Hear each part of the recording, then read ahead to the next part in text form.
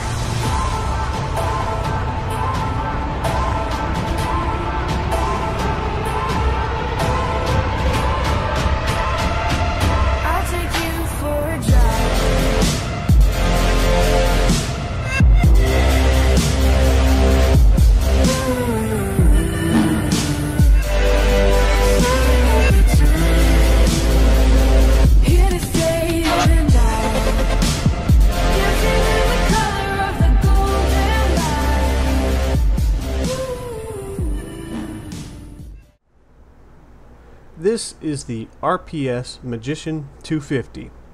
RPS stands for Ricky Power Sports. Often when somebody asks me what this bike is called, I simply tell them it's a Chinese dual sport, because for some reason anytime you tell them it's a magician, they just keep staring at you like they expect you to say something else. In the cheap Chinese dual sport world, there's a handful of options in the United States. The Magician is one of them, obviously, but there's other ones such as the Hawk 250, recently released Tao Tao, the Apollo, and a couple others which I just can't think of at the moment.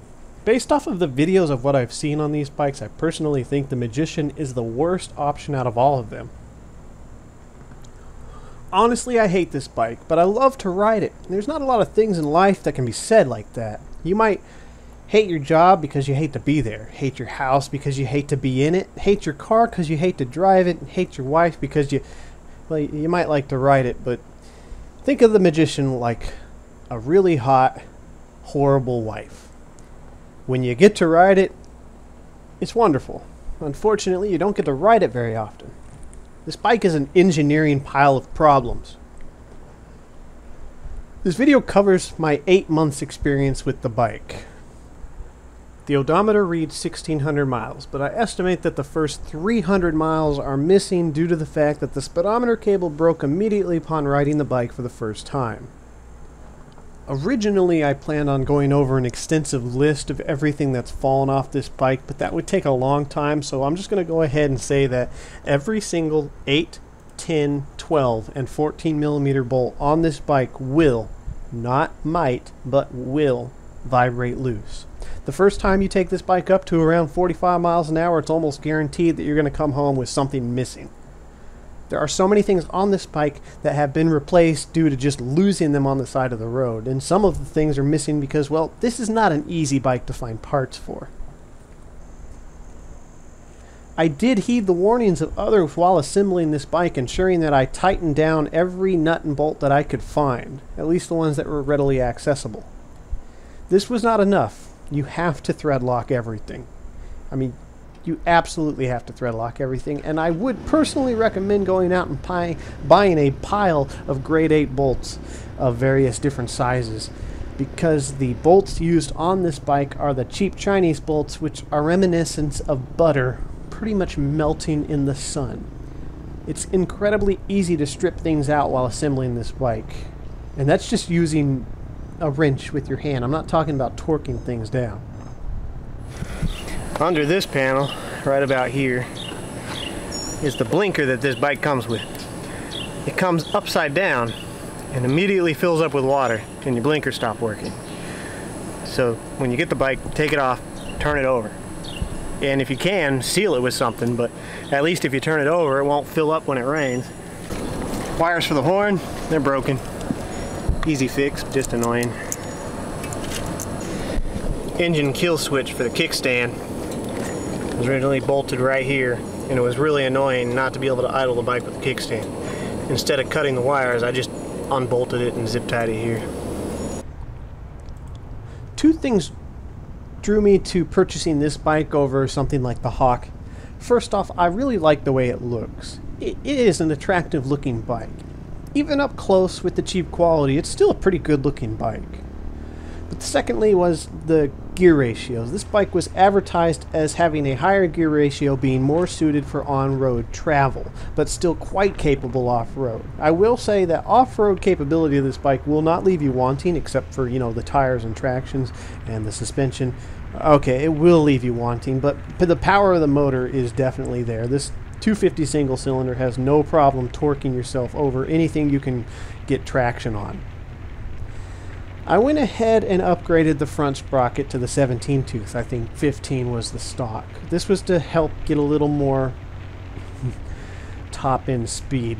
Honestly, I barely noticed a difference at all. It probably is a must, but it's not much of a difference.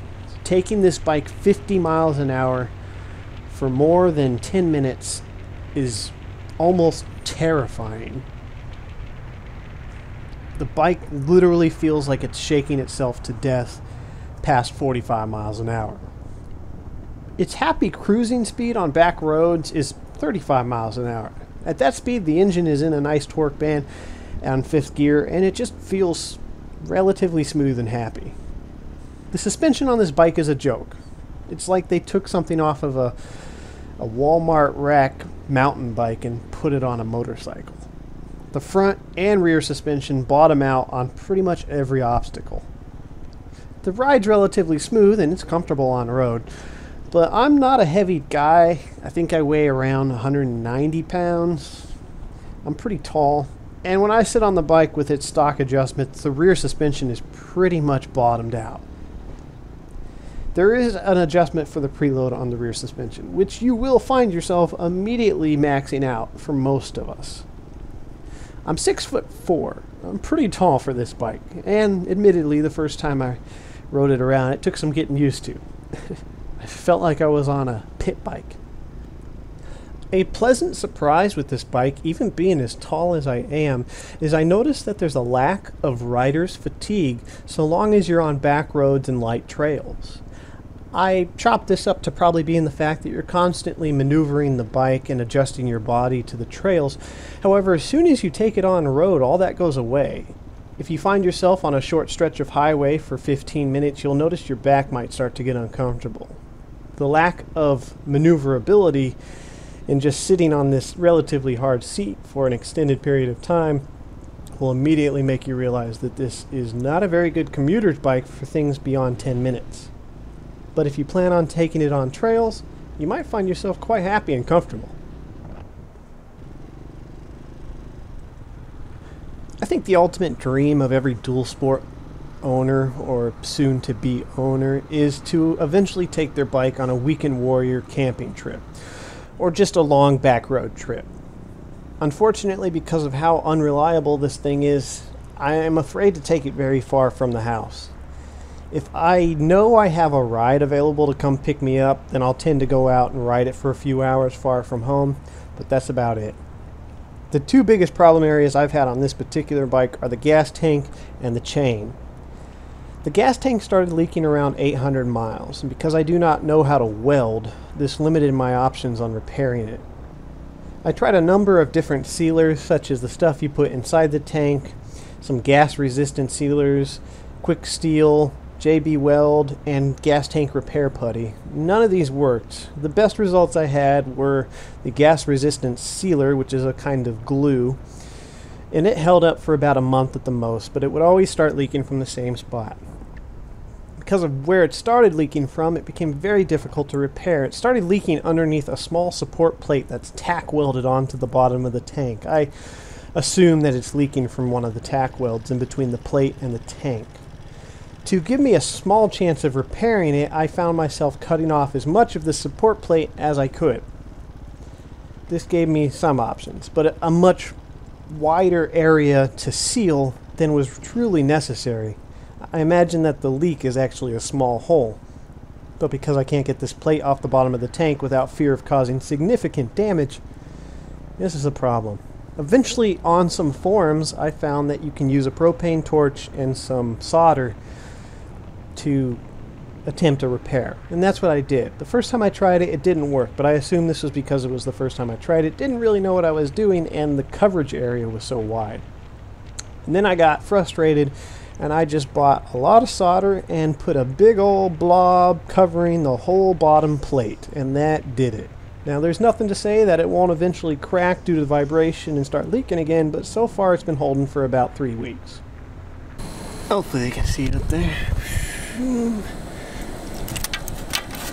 Holding so far. Purchasing a tank for this bike, for me, has been incredibly difficult. The only place I could find a replacement tank was some sketchy Chinese website that I couldn't quite pull the trigger on. And even the tanks on this website are not exact replacements for my model. I contacted Ricky Powersports directly through email, asking if they had tanks available. And something must have been lost in the translation, because unfortunately the only response I got was this. I assume what he meant to say was, when available, I'll contact you. But this obviously didn't leave me full of hope. The second biggest problem area I've had on this bike is with the chain. The chain and rear suspension combination are frustrating. The rear suspension geometry is not perfect on this bike. When you compress the suspension, i.e. sit on the bike, the chain tightens up. Then when you get off or go over some obstacles, the chain loosens up a lot. Alright, we got off the bike. Alright, keep it there. On the bike. Alright. If you tighten the chain on this bike to its proper recommended tension in the manual, you'll find that it's way too tight when you sit on the bike. I find myself adjusting the chain tension while I'm actually sitting on the bike, which is not easy to do, and I don't know if that's the right way to do it, but I couldn't think of any other options. Like I said, if I tighten the chain while I'm off the bike and then I sit on it, it puts a lot of stress on the drive train. That front sprocket, it just pulls on it. And I find that I have to adjust the tension, tighten up the chain about every 200 miles. I don't know if that's normal, but that's just what it is. Lately, the bike has started making a rather terrifying shimmy. I'm not exactly sure where it's coming from, but I fear that it's something inside the gearbox coming loose. It's the feeling that you get when, say, one of those old box fans starts to wear out. You spin it and it kind of makes a whining noise and shakes and then comes to a stop because the bearings are worn out. That's kind of what it feels like.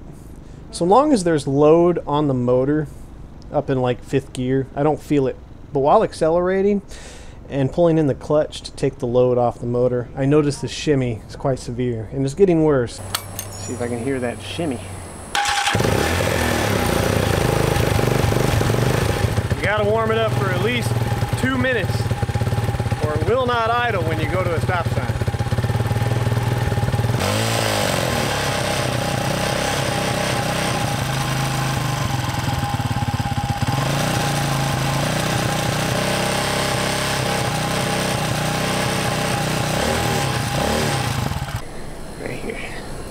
See that crack?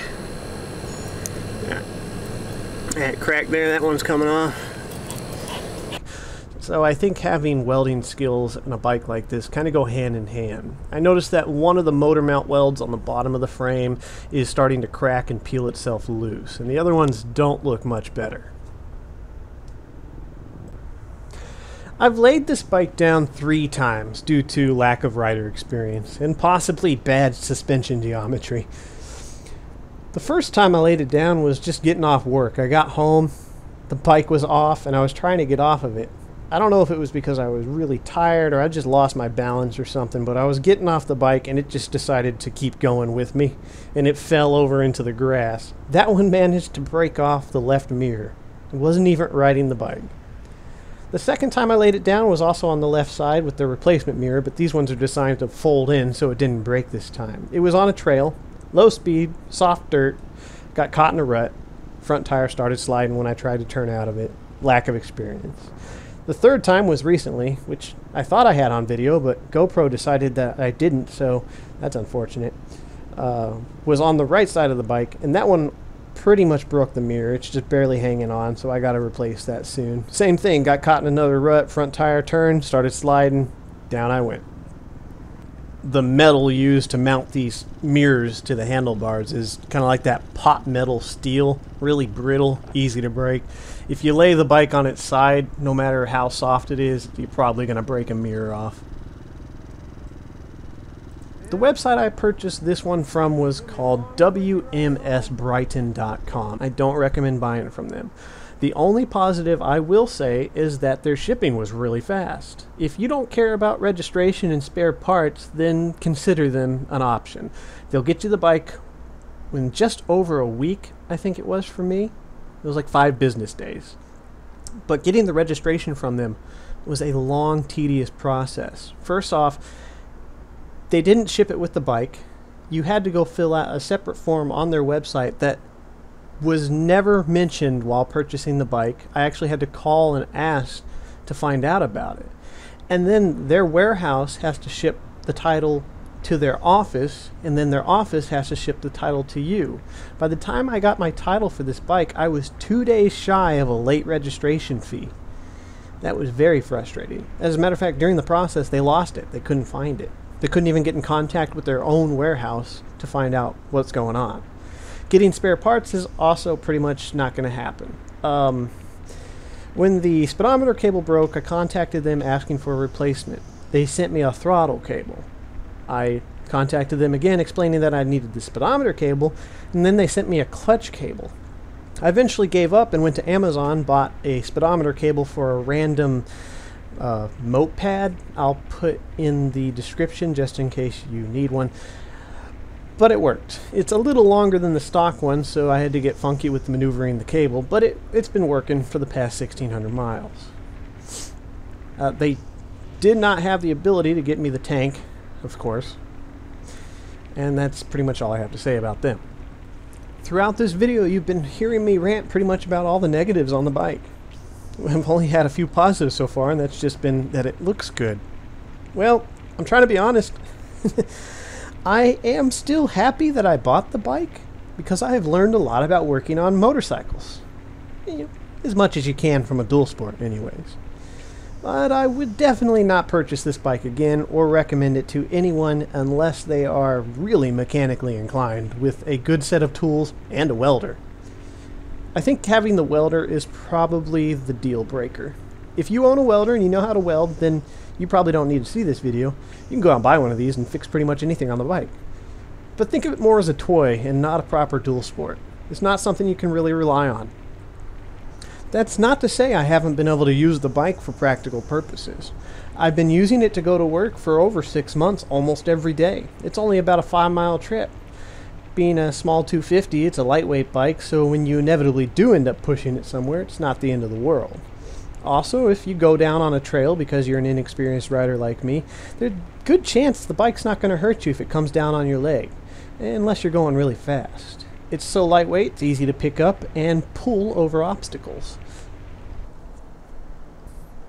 Another instance was on the 4th of July, where I used this bike to travel back and forth around a small pond across a dam. The terrain wasn't really well suited for an ATV. It was possible, but it was just a lot quicker and easier to go back and forth from the shoot site to the audience on the bike. Now, I'm sure a lot of people could find a niche for a bike like this. For instance, in situations where you find your top speed is under 40 miles an hour regularly, this bike could definitely shine, be practical, and fun. For instance, I would like to have it as a property bike or a farm bike. In situations where you're going over grass, gravel, dirt, and some light mud, this bike could definitely shine. Maybe you have an instance where getting on and off an ATV a dozen times an hour is just not practical, or some tight trail terrain that maneuvering a heavy ATV through is not fun. See, vibration is the biggest killer of this bike, in my opinion. As we mentioned throughout the video, if you can keep the vibrations down, this bike will definitely handle what you throw at it. Now, if you get into some heavy mudded situations, then this bike is just not going to work. Honestly, even if you put on some knobby dirt bike tires, which would definitely help, I don't think this bike would do very well in heavy mudded situations due to the suspension. And if you consider significantly upgrading the suspension, well, then you're talking about adding a price tag to the bike that doesn't seem to make sense considering how much it costs. To call yourself a proud magician owner would be one hell of a stretch. It's just that if you own one of these and you didn't like this video, I apologize. I'm just trying to share my experience with the bike, full of its headaches and frustration. But if you're thinking about getting one, I feel it's very important that you know what you're getting yourself into. We all know that we get what we pay for, and we're ready to work on a bike like this when we get it, because we know we're going to have to. But you might not realize just how much you're about to bite off. I'd love to say I've had a blast riding this bike, but I can't, because I've spent most of my time working on it rather than riding it. I will say though, in these 1,600 miles, every time I'm riding it, I'm smiling, or at least I feel like I'm smiling. It's just the nature of bikes, I guess. Hope you guys enjoyed the video, and if this bike survives to make it to winter, I will be taking it out on some proper trails. I haven't been taking this bike on trails due to fear of reliability or lack of capability. I have simply been doing it because in Louisiana, in the summertime, all the trails are overgrown, and riding through them is an immediate guarantee to get pretty much a dozen ticks. I'll see you guys in the next video.